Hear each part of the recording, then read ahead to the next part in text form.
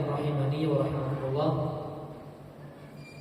Insyaallah tema kajian kita pada siang hari ini setelah Jumat ya, yaitu tentang jangan lemah, jangan pernah lelah meminta kepada Allah. Jangan pernah lelah meminta kepada Allah. Durasi sampai jam 1 kurang ya. Jam 1 kurang. Jam 11. Ya 1 kurang.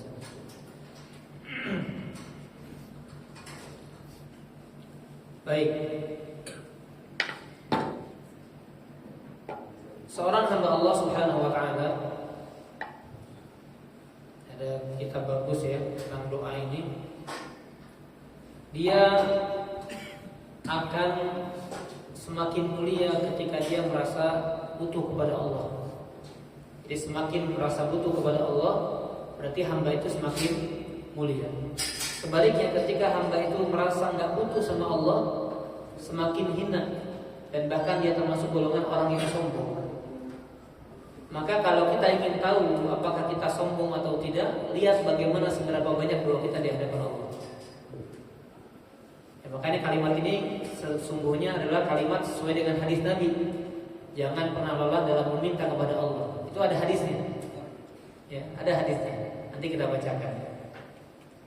Baik, sebagaimana ayat yang kita bacakan dalam Al-Fatihah yang sering kita baca di 5, kalau kita sholat 5 waktu saja berarti 17 kali. Iyyaka na'budu wa iyyaka nasta'in. Hanya kepada Engkau kami beribadah dan hanya kepada Engkau kami memohon pertolongan.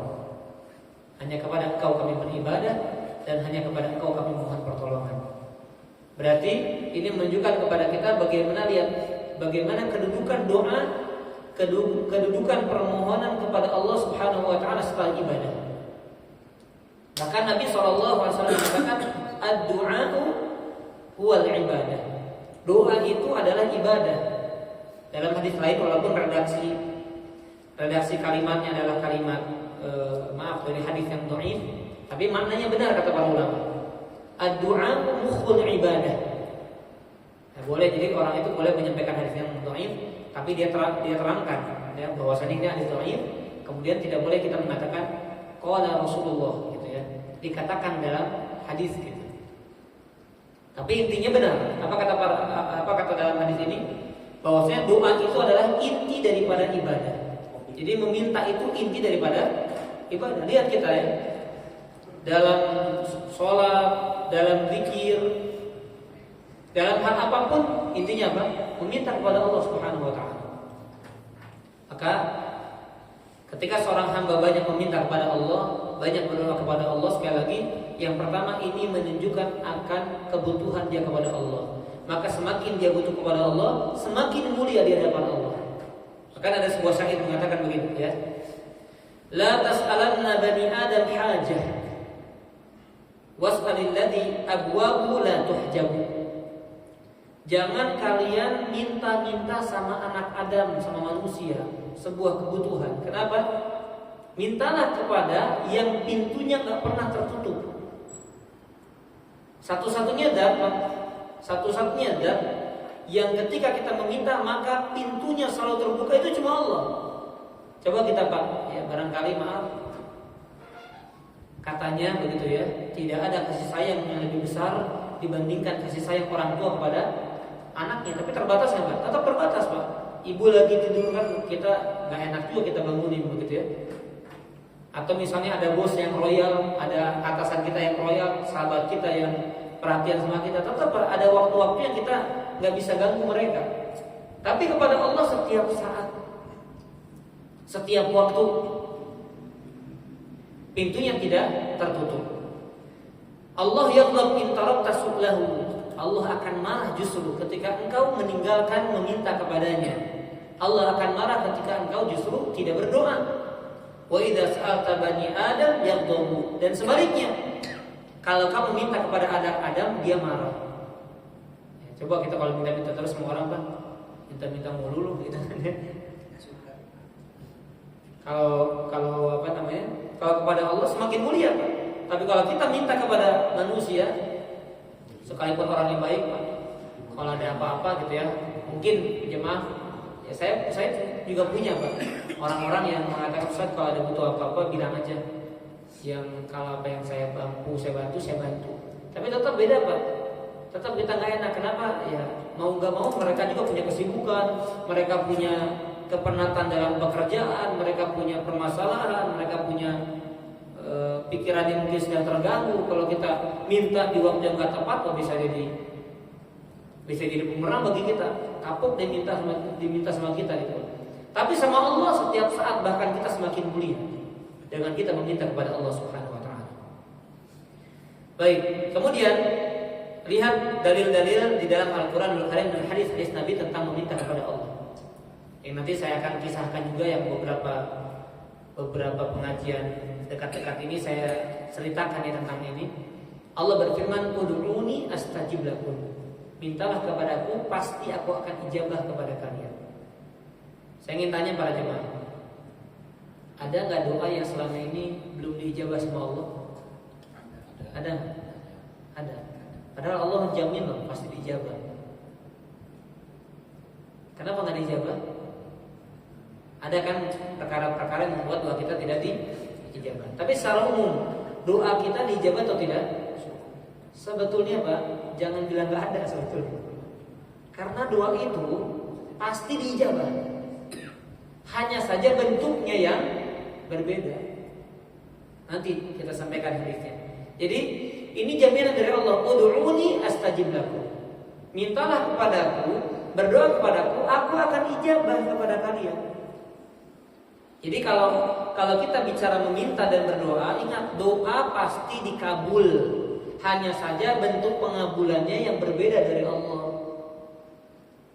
Nah, kecuali kita bicara dalam sudut pandang lain, yaitu apa? Doa-doa yang tidak terkabul, yaitu salah kita. Ada dosa yang menghalangi doa terkabul, ada harta atau makanan, minuman, pakaian, atau tumbuhnya darah daging kita dari hasil yang haram, atau misalnya kurang yakinnya hati kita kepada Allah dalam pengabulan doa tersebut, atau kurang ditekadkan dalam doa tersebut, banyak ya. Perkara-perkara membuat doa tidak terkabul. Tapi kalau seluruh syarat doa agar diijabah itu sudah kita penuhi, maka ingat semua doa pasti terkabul. Hanya saja bentuk pengabulan yang berbeda-beda. Baik, kemudian juga Allah Subhanahu wa taala berfirman di dalam Al-Qur'anul Karim, di dalam surah Al-Baqarah ya, di dalam ayat yang 186. Di dalam surah Al-Baqarah 186 Allah mengatakan, "Wa idza sa'alaka 'ibadi 'anni fa inni qarib." Kalau hamba-Ku bertanya tentangku, maka Aku dekat. Ujibu da'watad da'i idza da'an. Aku akan mengijabah setiap orang yang berdoa. Ujibu da'watad da'i idza da'an. Aku akan mengijabah doa setiap orang-orang yang berdoa kepadaku. Ini jaminan dari Allah Subhanahu wa taala. Maka kemudian para jemaah sekalian, dari ayat ini sampai-sampai Umar bin Khattab radhiyallahu anhu mengatakan apa? Inni la ahmilul ijabah wa inna ma ahmilu du'a. Coba Pak, sikap kita coba kalau seperti ini. Aku enggak terlalu peduli diijabah atau enggak, yang penting aku berdoa. Kenapa? Karena kalau aku senantiasa berdoa, maka ijabah itu, pintu pengabulan itu sudah pasti dekat. Dan yang lebih berharga daripada dikabulkannya doa, itu adalah doa itu sendiri, Pak. Gimana cara memahaminya? Perhatikan para jemaah. Tadi Allah berfirman di dalam Al-Baqarah 186. Apa kata Allah? Wa idza sa'alaka 'ibadi anni fa inni qarib. Kalau ada hamba-hambaku yang bertanya tentangku, bertanya kepadaku tentangku, maka sesungguhnya aku dekat. Ya, pegang dulu kalimat dekatnya. Ujibu da'watad da'i idza da'an. Baru Allah mengatakan apa? Aku akan mengijabah setiap doa orang yang berdoa kepadaku. Makanya kata para ulama, termasuk makna dari ucapan Umar bin Khattab dari seorang sahabat, apa? Kedekatan seorang hamba kepada Allah ketika berdoa jauh lebih mahal dibandingkan dikabulkannya doa atas permintaan-permintaan yang dia minta. Bisa dipahami, Pak? Karena nggak setiap orang dikasih ilham sama Allah, nggak setiap orang dikasih petunjuk sama Allah untuk berdoa. Coba kita Pak, ada nggak? Merasa nggak kita Pak? Ada waktu-waktu atau ada kesempatan-kesempatan di mana kayaknya kita kurang peduli sama doa Pak? Saya yakin pernah gitu Pak. Ada kalau punya hajat ya beda Pak ya. Kalau punya hajat kayaknya setiap waktu pengennya ya Allah, ya Allah, ya Allah gitu ya. Lagi jalan lagi ya Allah, ya Allah gitu. Jangankan lagi sholat gitu, kalau lagi sholat mah kesempatan jelas ya. Ini pokoknya dalam setiap kesempatan, apalagi ada waktu-waktu mustajab, turunnya hujan, sepertiga malam, sedang sujud, sebelum salam, kemudian di akhir Jumat nanti setelah badai asar sampai sebelum terbenamnya matahari dan lain-lain.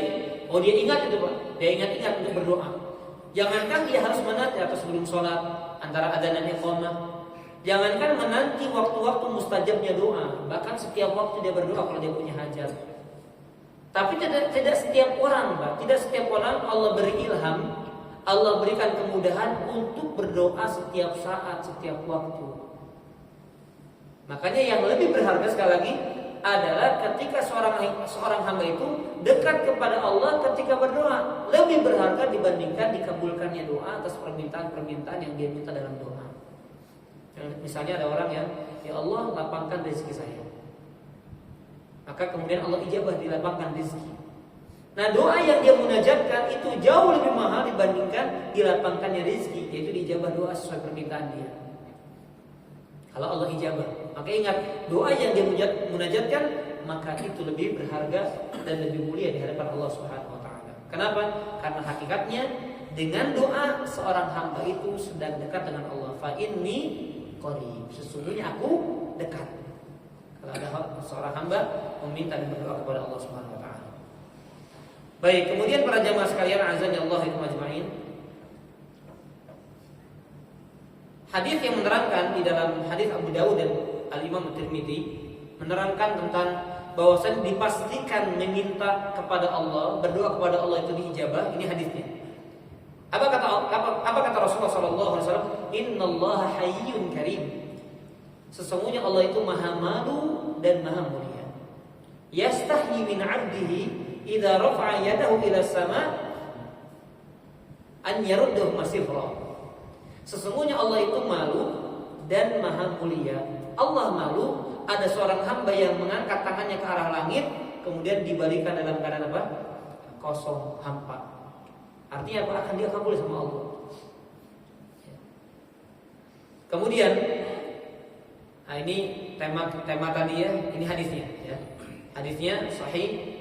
Mohon maaf ini kalau sanadnya ada kedhaifan, tetapi waqala sahihul isnad walam yukhrijah, ini dikatakan oleh Imam Hakim. Bahwasanya dikatakan la ta'jizu fid du'a, jangan lemah dalam berdoa.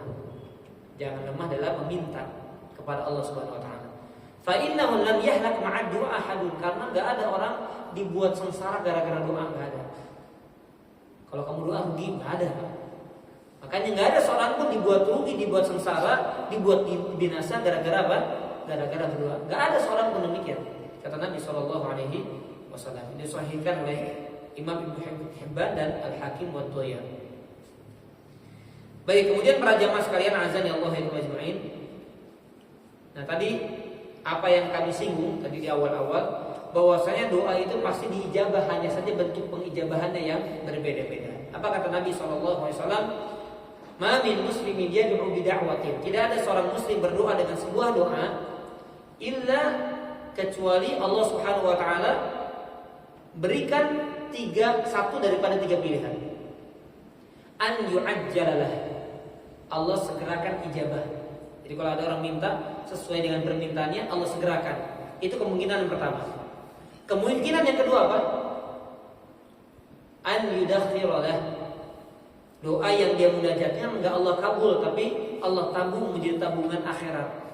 Saya ingin tanya, doa dapat pahala apa? Dapat pahala.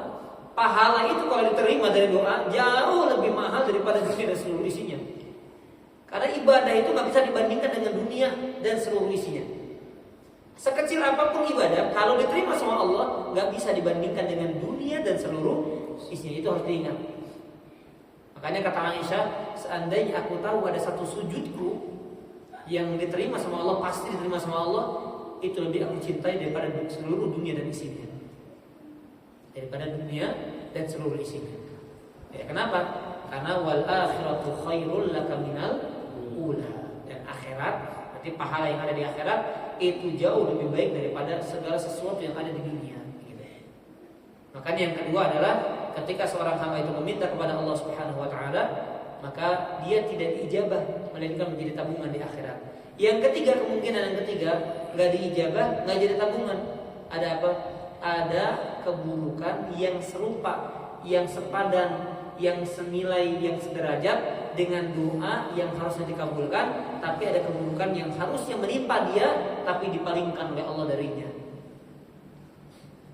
Sekarang kita pemilih 50 juta misalnya Pak ya,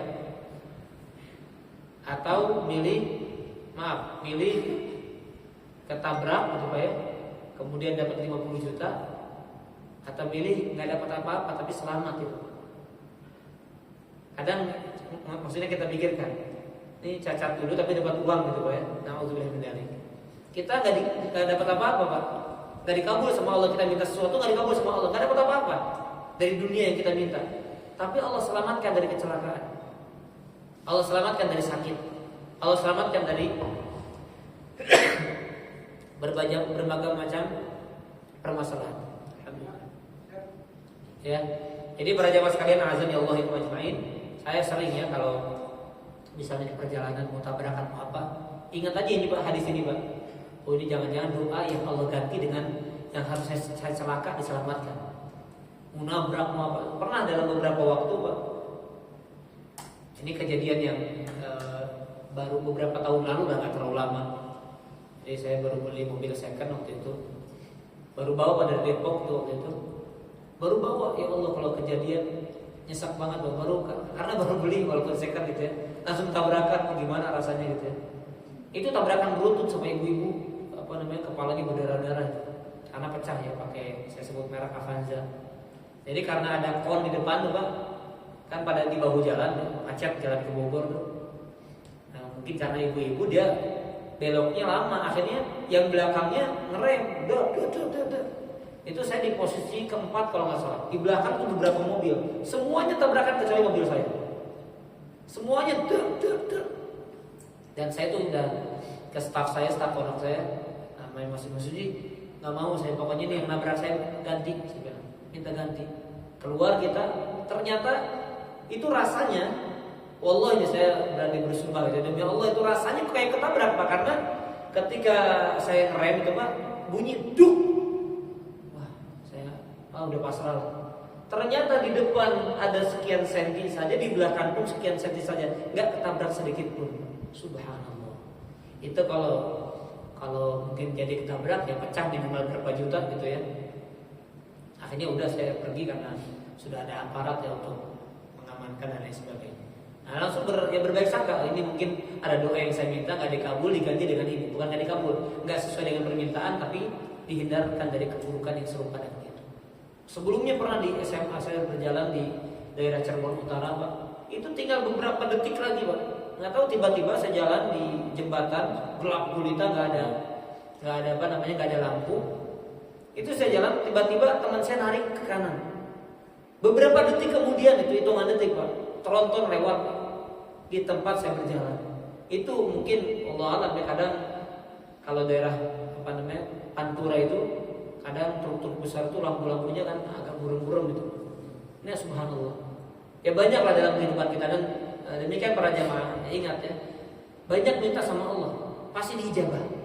Apapun bentuk ijabahnya itu yang terbaik pilihan Allah untuk kita. Baik sesuai dengan permintaan harapan kita, atau dari keburukan yang Allah hindarkan daripada kita yang harusnya ditimpakan kepada kita, atau nanti menjadi tabungan akhirat kita. Maka jangan pernah bosan, jangan pernah lemah dalam berdoa. Karena orang yang meninggalkan doa itu ada dua kemungkinan saja. Orang yang sombong, gak butuh lagi karena merasa cukup dengan yang ada. Oh saya sehat, udah gak minta lagi. Padahal walaupun sehat tetap minta sehat. Allahumma inni as'aluka al-'afwa wal 'afiyah. Tetap minta sehat walaupun sudah sehat. Ya. Kemudian yang kedua, orang yang berputus asa. Saya udah doa tapi gak dikabul-kabul, percuma. Ya. Nah, itu cuma dua kemungkinan. Orang yang berputus asa maka nggak berdoa lagi, atau orang yang sombong sudah merasa cukup maka nggak minta lagi sama Allah. Makanya Allah akan marah. Allah berfirman, innal ladzina yastakbiruna an ibadati sayadkhuluna jahannam. Sesungguhnya Allah Subhanahu wa taala mengatakan, sesungguhnya orang yang sombong dari beribadah kepadaku, ini konteksnya doa, orang yang sombong dari meminta kepadaku, dia akan dimasukkan ke dalam neraka. Kenapa dia sombong? Man lam yas'alillah yaghdab alaih, kata Nabi, siapa yang enggak minta sama Allah, Allah murka kepadanya. Kenapa? Karena hamba itu harus merasa butuh sama Allah. Kemudian orang ini enggak butuh sama Allah, enggak minta sama Allah, maka pantas Allah murka kepada dia. Baik, kemudian para jamaah sekalian azan Allah wa ajmain, ketika seorang berdoa, ingat ya, ini salah satu bentuk yang banyak orang enggak sadar. Kalau doa itu enggak diijabah gara-gara ucapan dia sendiri. Itu apa? Ketika dia mengungkit. Ini Pak, kata Nabi apa? Yustajabu li ahadikum malam ya'jal. Akan diijabah doa seorang di antara kalian selama dia tidak tergesa-gesa. Tergesa-gesa itu di mana? Ada yang tahu enggak? Tergesa-gesa dalam doa gitu mana? Bukan Allah mendengarkan, bukan itu. Itu tergesa-gesa dalam berucap. Mana tergesa-gesa dalam doa? Ada yang tahu? Hah? Apa pakai salawat? Ada lagi? Enggak puji-pujian dulu mungkin ya. Ada lagi? Itu makna, betul ada hadisnya ya, istajil. Tapi dari hadis ini bukan itu. Kaifa ya'jal ya Rasulullah? Bagaimana orang itu tergesa-gesa ya Rasulullah? Maka Rasul mengatakan, yaqulu da'autu falam yastajib li. Orang yang mengatakan, Ustaz, saya sudah doa segini tapi belum diijabah kepadaku. Jangan ngomong gitu, Pak. Pokoknya tugas kita doa. Gak usah kita sebut-sebutkan, saya udah doa bertahun-tahun, saya udah doa tapi gak dijabah juga. Itu yang membuat doanya makin jauh dari dikabulkan. Hati-hati, itu termasuk tergesa-gesa. Udah, gimana Allah mau kapan aja juga gitu. Jangan dikatakan, jangan sekali lagi dia mengatakan apa? Aku sudah doa, tapi gak dikabulkan juga. Ya, saya kemarin dapat cuplikan video dari seorang syekh, mungkin 2 menit lagi ya. Ada cuplikan video dari seorang syekh, walaupun ini diperbincangkan masalah sanad hadisnya. Salah satu waktu diijabahnya doa adalah di hari Rabu antara zuhur dan asar. Pernah dengar ya? Tapi itu khilaf para ulama, ada yang mengatakan makna hadisnya Nabi diijabah doanya saat itu, bukan berarti itu waktu mustajab. Ada yang mengatakan sebagian ulama mustajab. Intinya keluar dari perbedaan itu, saya tidak berbicara tentang perbedaannya. Tapi apa? Saya lihat komenannya. Saya sudah bertahun-tahun berdoa, termasuk doa hari Rabu yang dikatakan Syekh ini, termasuk Jumat sore, termasuk waktu ini, tapi belum juga diijabah. Nah ini kalimat-kalimat seperti ini yang dilarang dalam syariat. Jangan. Ya, kata Nabi, ini orang tergesa-gesa. Aku sudah berdoa, tapi tidak diijabah juga untukmu. Ya. Jadi tugas kita ya doa aja, minta saja. Tadi yakin dikabulkan, mungkin dalam bentuk yang lain. Baik, kemudian para jamaah sekalian azan ya Allah ajmain, berdoa kepada Allah Subhanahu wa taala ya. Selain daripada kita jangan berputus asa, jangan lemah, jangan bosan, yaitu kita berdoa kepada Allah Subhanahu wa taala dengan kita membulatkan tekad. Maksudnya membulatkan tekad itu jangan pakai insyita. Contohnya begini. Sering ya saya dapatkan dari sebagian dai. Ini juga salah, ini kekeliruan dalam doa. Mudah-mudahan bapak-bapak, ibu-ibu dilancarkan rezekinya insyaallah. Amin. Jangan pakai insyaallah. Kenapa? Kalau pakai insyaallah kan berarti ada syaratnya. Jika Allah mengizinkan, itu gak dibulatkan tekadnya. Paham gak Pak? Sama kayak kita. Ya Allah, jika Engkau menghendaki ampuni dosaku. Gak boleh. Ya Allah, ampuni aku. Sudah begitu. Bisa dipahami ya? Ini kekeliruan dalam doa. Makanya kata Nabi, liya'zam al-mas'alah, tekadkan dalam meminta. Apa maksud tekadkan dalam meminta? Jangan Allahumma ghfirli in syi'ta. Ya Allah, maafkan aku, ya Allah, ampuni aku, terima tobatku kalau Engkau berkehendak. Jangan. Ya. Nah, makanya dalam mendoakan orang lain pun begitu. Pak, Ibu, mudah-mudahan tahun depan dimudahkan Allah untuk haji dan umroh. Insyaallah. Jangan kalau dalam doa nggak usah pakai insyaallah.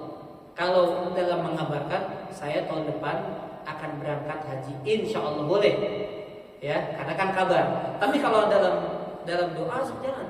Mudah-mudahan Allah Subhanahu wa taala berikan kemudahan kepada kalian tahun depan, mudah-mudahan segera dalam waktu dekat ini engkau dimudahkan sama Allah. Sudah, jangan pakai insyaallah. Kenapa? Kalau pakai insyaallah berarti tidak mentekadkan permintaan. Ini sabda Nabi sallallahu alaihi wasallam. Dia azam al-mas'alah. Hadisnya sahih, diriwayatkan dari hadis Abu Hurairah, riwayat Bukhari Muslim. Ya, konteks hadisnya la yaqulanna ahadukum Allahumma ighfir li in syi'ta. Janganlah seorang dari kalian mengatakan, ya Allah ampuni aku kalau engkau berkehendak. Ya Allah rahmati aku kalau engkau berkehendak. Tapi dia minta, ya, tanpa dia gandengkan dengan kalimat kehendak Allah Subhanahu wa taala. Baik, ini barangkali para jemaah sekalian yang bisa kami sampaikan. Sekali lagi, jangan lelah, jangan berhenti, jangan bosan untuk terus meminta kepada Allah. Sekalipun kita sudah berkecukupan, sekalipun rasa-rasanya kita sudah tidak ada yang perlu lagi diminta dari Allah, ya, jangan, itu adalah waswas dari syaitan. Ingat, bukan doa itu bukan hanya berbicara tentang permintaan-permintaan dunia. Ya, apabila kita sudah dipenuhi hajat-hajat kita tentang urusan dunia, bukankah hajat-hajat agama dan hajat-hajat akhirat masih banyak? Minta diistiqomahkan, minta dikhusyukkan dalam ibadah, minta agar mendapatkan kenikmatan dalam ketaatan kepada Allah, minta dimudahkan jalan menuju surga, minta dimudahkan dalam berinfak dan lain sebagainya. Kalaupun kalau urusan dunia sudah Allah mudahkan, ingat, berkaitan dengan doa, meminta dalam urusan agama, urusan akhirat jauh lebih penting dan jauh lebih diprioritaskan atau diutamakan. Wallahu a'lam bishawab. Baik, itu mungkin ya. Ada yang ditanyakan? Ada tanya jawab, silakan. Masih ada 2 atau 3 menit ya sampai jam 1. Kami persilakan. Ya, silakan. Tadi kan disampaikan kalau misalnya tidak boleh sombong untuk berdoa kepada Allah, nanti kan sekedar berdoa. Tapi kalau kita sedikit berdoa atau sedikit meminta Allah karena kita malu gitu, karena kita masih sakit dan lain-lain, itu seperti apa ya? Ya. Baik, itu waswas syaitan sebetulnya. Itu maksudnya talbis iblis. Mohon maaf ya, saya langsung ini.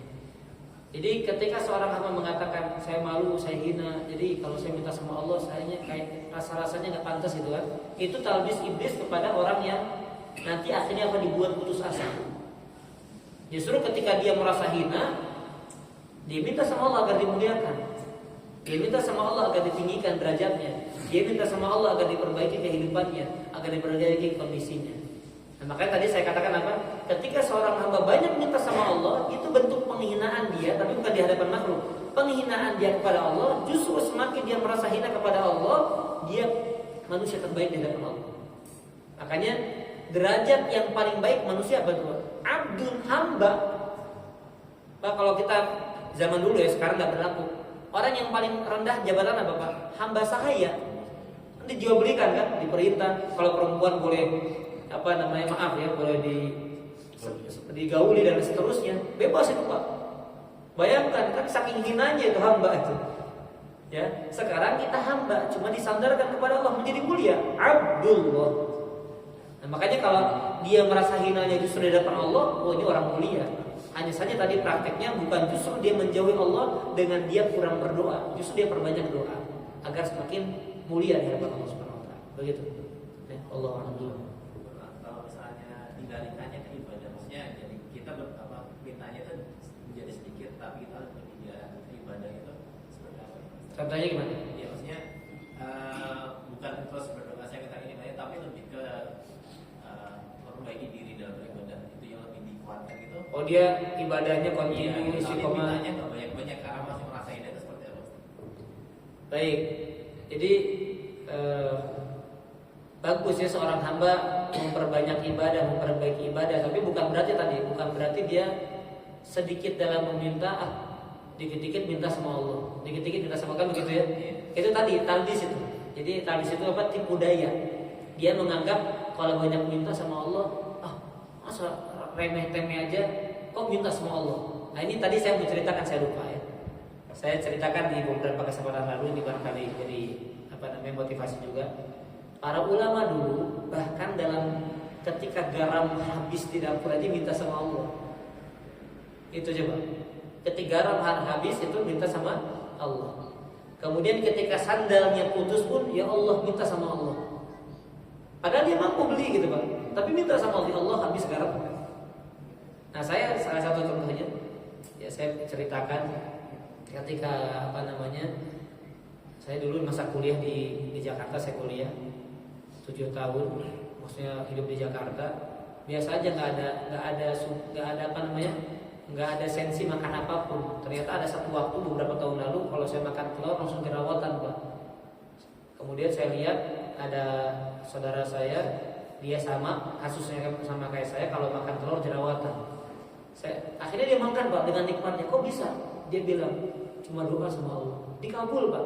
Akhirnya saya lupa, ya Allah saya ustaz tapi kok lupa. Kenapa nggak minta sama Allah dalam urusan begini? Kadang kita konsultasi sama dokter, kenapa kadang begini, dia lupa ngadu sama Allah. Dalam setiap urusan kalau kita ngadu sama Allah justru itu hamba Allah.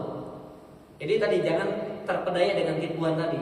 Ketika saya perbaiki ibadah tapi saya kurangi doa, jadi kalau dalam kitab Talbis Iblis dalam karya Ibnu Jauzi ada talbis iblis kepada ustaz, seorang dai, ada orang yang suka doa kepada orang yang ahli ibadah, itu banyak ya. Makanya akhirnya saya minta dan dikabul sama Allah. Ya Allah, selama ini kok saya pikirnya jangan ini, ternyata tinggal minta sama Allah dikabulkan. Nah itu dalam hal kecil justru ketika dia minta sama Allah, dalam hal kecil aja dia ingat mengaitkan hati dengan Allah, apalagi dalam urusan-urusan besar. Justru ketika seorang hamba itu dikit-dikit minta sama Allah, walaupun ibadah lain tetap dia perbaiki, itu mendekatkan dia tadi fa'in min qarib, menunjukkan dia dekat sama Allah dalam memintanya. Allahu a'lam. Baik, cukup ya. Ada lagi silakan. Tentang berdoa Ustaz, kita sebagai manusia kan pasti tempatnya ujian dan cobaan, pasti mempunyai masing-masing. Dan ketika diuji itu kita rajin ibadah, rajin sholat, rajin ngaji, segala macam ibadah yang dilakuin sampai berdoa. Dan setelah masalah itu atau ujian itu hilang, kadang kita mulai berkurang gitu. Berdoa, meminta ibadahnya segala macam karena sudah selesai, sudah diberi nikmat dan dihindari dari ujian itu. Sudah dapat solusinya. Ya, itu bagaimana? Takutnya kan kalau misalkan ke manusia ya, kamu udah minta-minta ke saya, giliran udah dikasih malah pergi gitu, ibarat gitu. Betul. Itu cara kita istiqomah walaupun kita ada ujian atau tidak ada ujian, tetap istiqomah itu bagaimana Ustaz? Makanya Rasulullah SAW mengatakan, ta'arraf ila Allah fi ar-rakha ya'rifka fi syiddah. Itu yang diperintahkan Rasul apa? Kenali Allah, dekatlah Allah dalam keadaan kalian lapang. Maka Allah akan mengenalimu dalam keadaan kamu sempit. Kan kita sebaliknya tadi, sempit ingat Allah, lapang lupa sama Allah. Emang umumnya begitu. Makanya Rasul ingatkan, kalau kita tahu tentang syariat atau hadis-hadis, kita akan istiqomah itu kan bab pertamanya apa? Ilmu. Kalau tahu ilmunya, maka akan tahu jalan keistiqomahan. Gak tahu ilmunya, dia bingung apa yang dia harus amalkan. Makanya apa? Ingatlah Allah dalam keadaan lapang. Justru orang itu diuji ketika dia dalam keadaan lapang. Karena yang sempit, orang kafir pun mampu untuk menghadapi. Ingat sama Allah ketika sempit. Orang musyrik kan Allah katakan apa?